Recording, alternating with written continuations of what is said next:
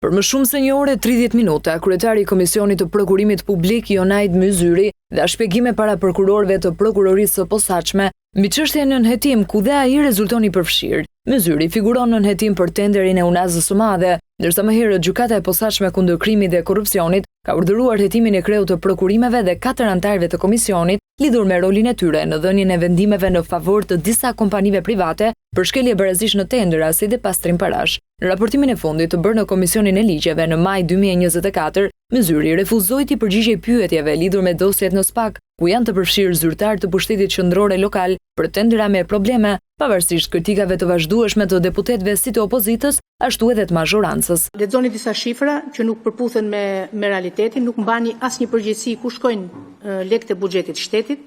Ju vini kot këtu dhe na raportoni, ju talleni me ne në fakt. Se me shqiptarët keni vite që talleni. Se don dhe ka një disbalans midis asaj çfarë ju relatoni në raportin tuaj për prokurimet publike me realitetin. Dhe nuk e kuptoj pse nuk keni rekrutuar ju vendet vakante që ne ju kemi dhënë me buxhetin e këtij viti?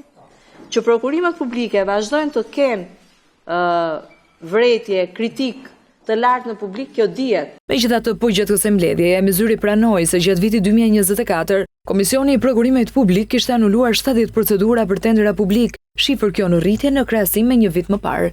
Ne mbetemi të shqetësuar në lidhje me problematikat e konstatuara gjatë procesit të shqyrtimit të ankesave, si të autoriteteve kontraktore, ashtu dhe veprime procedurale të operatorëve ekonomik, të cilat kanë detyruar Komisionin të vendosë anullimin e 73 procedurave të prokurimit publik. Aktualisht që prej janarit, qeveria ka hapur procedurën për zëvendësimin e Myzyrit, proces që ende mbetet pezull.